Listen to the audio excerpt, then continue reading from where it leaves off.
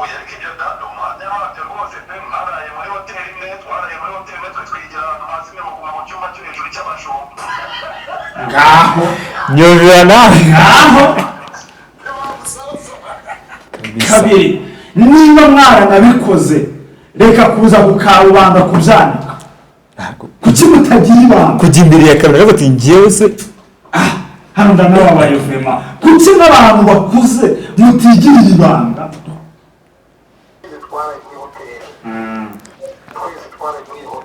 yego nari kwemereye ijana sitazi rwose wanyegazira ijana ku ijana wagukoma mu mukora bose muri abo shuri bagiye kukuza kurya urakoze cyane turaza kumenya ibyabyo usize none muve muri bya bindi muvuga none Mutesi muri hoteli aho ubundi abantu babwirwa n'ikikora ya muri komenti z'ibiganiro kurapfaza baza uve nyine hera ku cyarira nimugoroba ubundi abantu babwirwa n'ikiko Mutesi yagiye Mutesi twaraye muri hoteli mwe cyangwa twaraye muri hoteli murakoze cyane ngo abantu barabuze ngo uragenda ugenda uvuga nanjye mfite umuntu oya abagabo none irugore ndabakira mwembi na Pastor Claude imbere ya kamera ngo nzaba hostinga mwe niwe na Claude imbere ya kamera ibi bintu uvuze Pastor Claude ko bigize iti nyiritiku ntabwo mutinya gusa ndakubaha umuntu mukuru kandi ufite titire y'umushumba ni gute uza kwigamba ubusambanyi hano ari mu mutwigisha ngo tureke ubusambanyi ikiganiro kirebwa n'abantu ibihumbi isi yose ikayikurikira ikareba uravuga ngo ngewe ngo ntabwo umupasiteri urumva uravuga ngo Pastor ngo Pastor Claude nta rugo yasheye kankumvisheho gato umumzoga urumva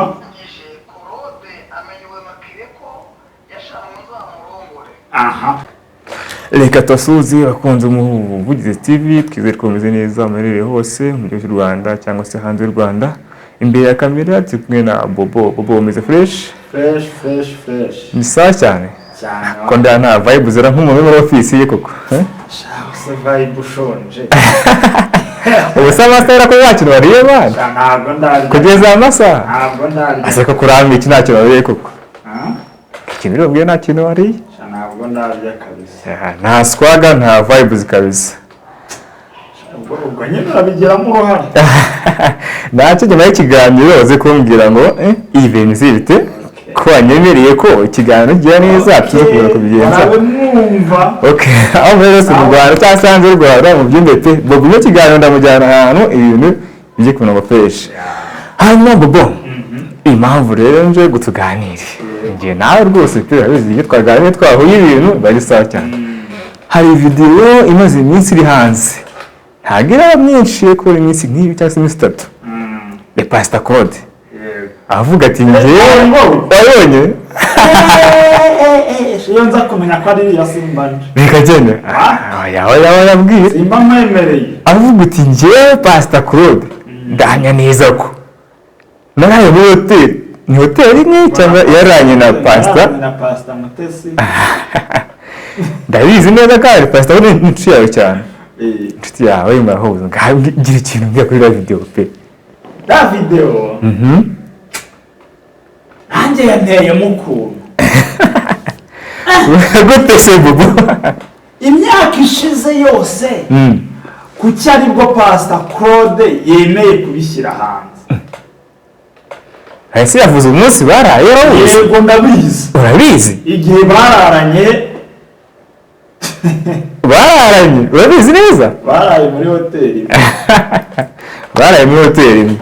urakizi ariko mu kurara muri hoteli imwe Pastor Claude ahantu yarengereye aya gutese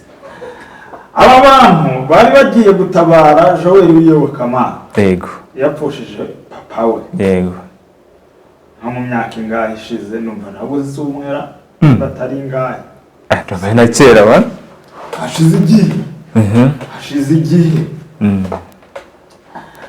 birangije bagerayo bwije ni Rusizi yo Icyangugu bajya muri hoteli na ba Theogene na ba Pastor Theogene na ba Noza na ba Timamu na ba bose babireba bose bari bamanutse bagiye gutabara Joel so bagezeyo rero bumva bajya gushaka hoteli ariko Pastor Claude na Mutesi muri iyo minsi bari babubanye umuzengo urafite umubano mwiza ukomeye cyane abatubatinde bobo abatubatinde kuko tubona yavuga ati ngende ndi umugabo kubera neza ko twaranye twaraye muri hoteli amagara Claude nyiri bwite kubujanwa ntumvugisha ibyo ntazi nyirabyo ahari yaba ari amahane uri kunshaka aritaba se gatwe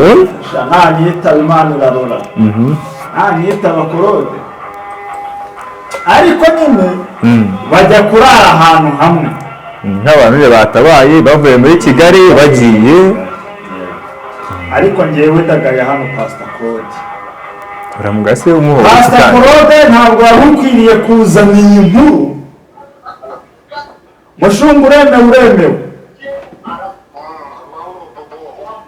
ngeze Imana uranyitaba henze ko utari bunyitaba ariko iyo werekwa ntubunyitabe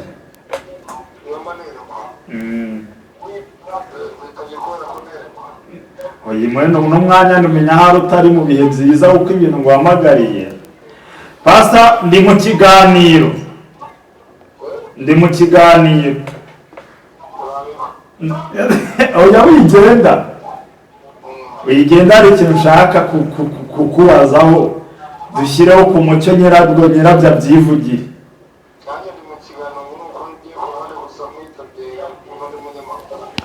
reka mubazeho gatoya wigendere tubonye wigamba ko wowe na Pastor Mutesi umunsi mujya gutabara Joel mwararanye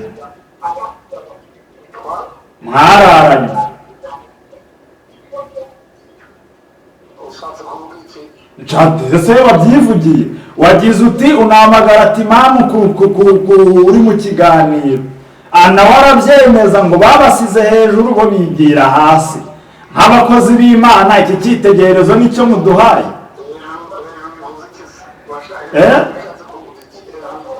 bishatse kuvuga kumva ibyo mwatwibwiriye mwebwe ubwanyu muri etaje hejuru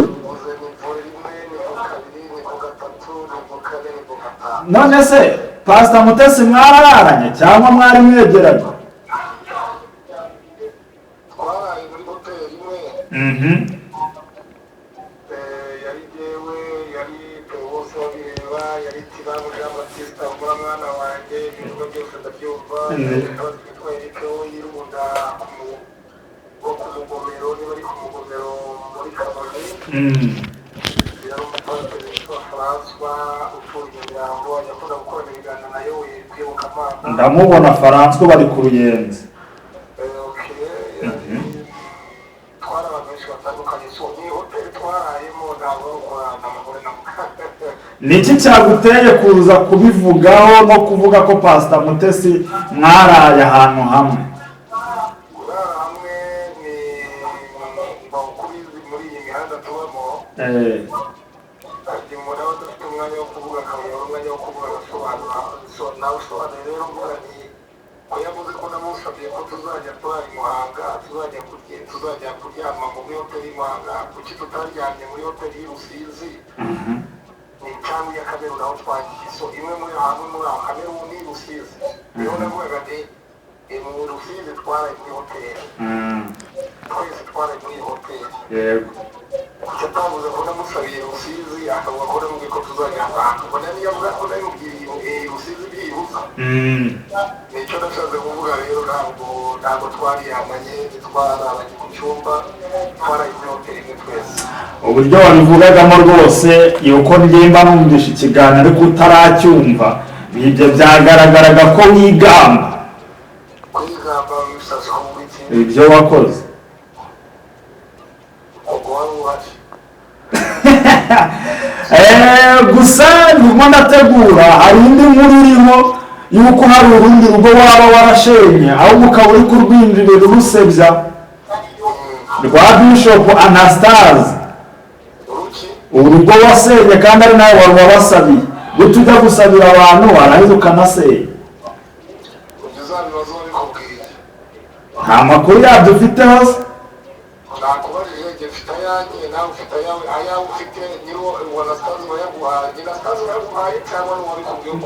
ariko Anastase aho nayavanye hose ntabwo nakubwira njyewe bimubajije ko mbizi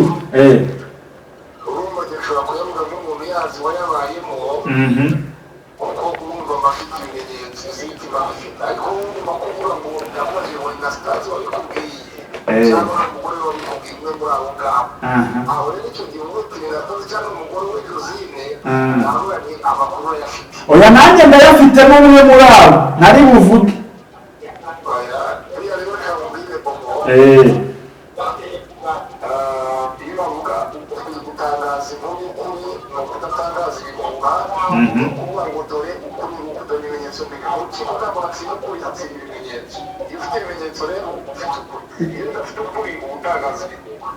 ntabwo ari ibihuha njye niganiye na Bishop Anastase menya ko ari wowe wamusabiye ariko nyuma no mu itandukana ry'umugore we ukaba ufitemo uruhare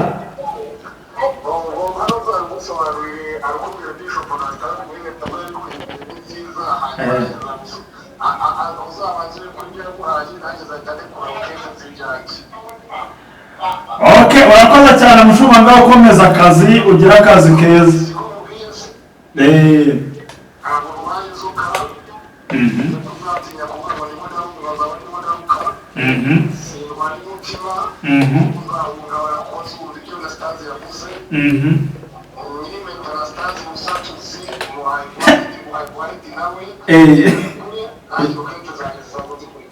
rusatuzi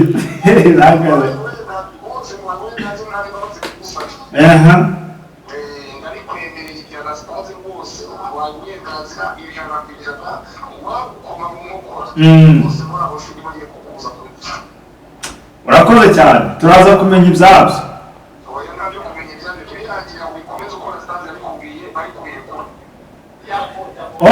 ko nabyinjiyemo naje se nawe wabizi iyo naje mu mwuko nyizamo neza sawa Pastor Claude umukozi w'Imana icyo nshatse kuvugaho ni iki urumva wubwe arakirikira ariko mu kiganiro uburyo yabivuzemo si byo mu by'ukuri uwumvishe video yakoze ejo bundi agashyira hanze n'amagambo avugira kuri telefone ntabwo ari bimwe ntabwo bihura ku bakozi b'Imana ibintu birakwiye ntabwo bihura ntabwo ibintu bikwiye pe Pastor Claude abari ikigaragara cyo Pastor reka ngusabe ndakubaha uri umushumba uri mukuru kuri nge ariko ibintu ntabwo ari byo Mutesi arirwariye babimubajeho agenda bikikira agaragaza nk'aho ninura ko Pastor Mutesi atarwaye aho yashingiye bizana siho mu kiganiro yavuze abakunzi mudukurikiye muze kujya kuyikurikira kuri Nikuva TV bagiye rwose bayumve neza bitonze yavuze ko aho yuririye kumarira Pastor Mutesi yarize ku bwa Sabe ariko hano kuri telefone araduhinduriye ngo yabivuze ngo kuko nawe yavuze ngo bazajye kurarana mu majyepfo cyangwa se no hanze y'igihugu ngo avuze mu majyepfo Gitarama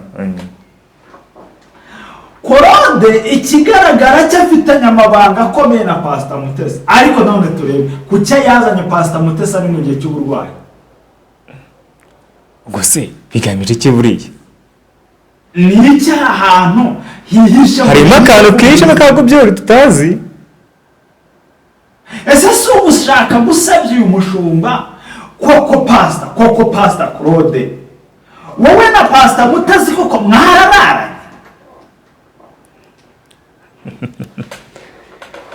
yaguhakaniye wabyumvishe ubusamamagare timamu mubaza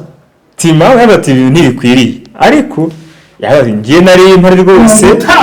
nari impari ndumamye gabo kubihamya ko baraye mu cyumba baraye muri hoteli nanjye ndi yabanza wumve ari amakano yagobetse akoroka mbiyumvishiriza shopa yewe none inkuru kwihari timamu yagize ati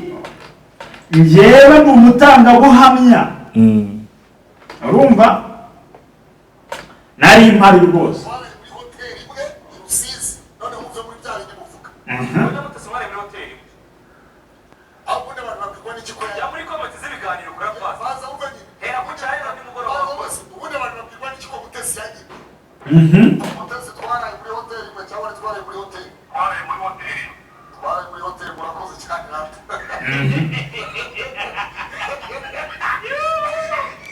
ayo umva mavuta kasubire oya ariko ibyo dado umwanya wabyo rwose pe mwaraye muri hoteli imwe twaraye muri hoteli imwe twigira ahantu hasi imwe muguma mu cyumba cyo hejuru cy'abashumba ngaho nyumvira nawe ngaho atari kuvuga abantu atanzeho umugabo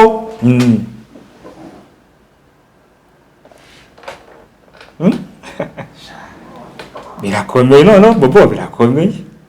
ese birakwiye ni gute yazana umushumba mugenzi we kumwanika hano ngo bararyamanye yavuze ngo ubundi abantu iki cyemeza ko yanyimye reka nzane bihamya ko njye na pastor Mutesi twarara ahamagara abagabo batandukanye hari umushumba mugenzi we yahamagaye we ntiyamwitaba ariko umuhanzi yarahari umuhanzi timamu yarahari aranabyemeje ati twaraye muri hoteli imwe twebwe tubasigira hejuru twigira hasi ariko reka mbabwire makunzi banjye Claude ni ugusebya Claude uri umupapa urubatse reka gusebya pastor Mutesi kabiri niba mwaranabikoze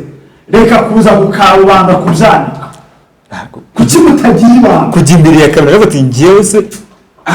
hano ndanababaye vema kuki n'abantu bakuze mutigirira ibanga ntabwo bikwiriye pe none ugashinyagurira n'umushumba urwaye ubizi neza ko arwaye pastor bamubaje ngo ko arwaye ngo urabizi se ngo nawe wamukirije ngo nawe wamurwaje arimo gushinyagura kandi ubu yitabye Imana mwatangira ngo ripu pastor oya ntibikwiriye ibi bintu ntabwo ari byo bihinduke pe iyi content ni timamu wayizanye ngo ntibikwiriye timamu we ahubwo timamu we shyira n'uturaje iyo content yawe ya ntibikwiriye urabyemeza ko mujye kuri timamu ajya ni igihozo TV ari we nyiri timamu mujye nawe content ngo ntibikwiriye none ni gute abashumba mutangiye kwivanana n'ibintu bimaze imyaka n'imyaka ahubwo timamu tuvuga ngo ntagenda abwira abantu ati ibintu ntibikwiriye muhindure imikorere yanyu yose igiye ku murongo muze mukwiriye ese koko tubyemere ko pastor Claude na pastor Mutesi bararanye twabyemera gute none kuki yagize ikibazo ku marira yaririye saba narakikurikiye ikiganiro arimo ararira Sabati kuba yavunitse hari ataramenyekana icyaha cye cyatumye avunika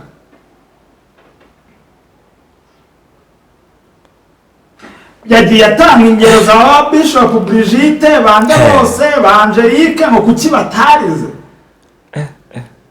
kuki pastor Mutesi ari we wibanzeho cyane ubigatuma uzana noneho amakuru yawe nawe ibanga kavana amakuru y'ibanga yabereye muri hoteli icyango bako muranashoboye. Pastor Claude ati ngende ishyize hanze Ngamenya umuceri. ntiyanyimye kuki bati yaranyimye ni mushigiye kuki uvuga ko yanyimye nta bantu Ese umuntu wo kwigamba ibyo mwakoze ni ugusebanya ya bobo twifashe ku munwa ariko tutarasoza ubugiye kuba ngo dusoze oya icyo ufite ku andi makuru ye y'urugo yashenye rwa Bishop Anastase yakubajije ngo aya makuru afite neza yafite nk'umunyamakuru ujya ufata inkuru neza yuzuye yitangariza abanyarwanda bayimenya ko yafite yuzuye y'ukuntu yashenye urugo rwa Bishop Anastase. Urumva igenda ry'umugabo bobo katuganira bobo katuganira arasa amatiku ntabwo ari amatiku arasa amatiku bobo bitumye mbizana kubera ko nawe azanye abandi Claude singutinya ngo abantu barabuze ngo uragenda uvuge nanjye mfite umuntu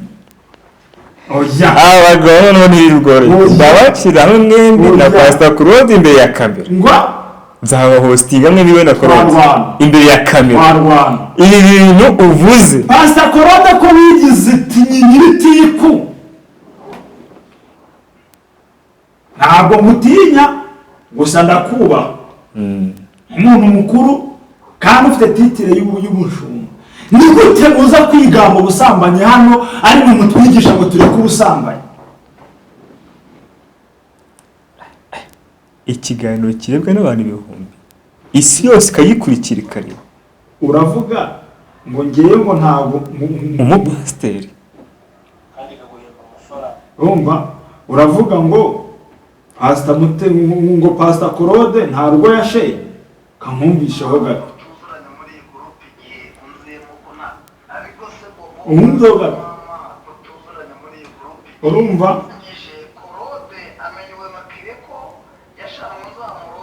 aha baba batwaye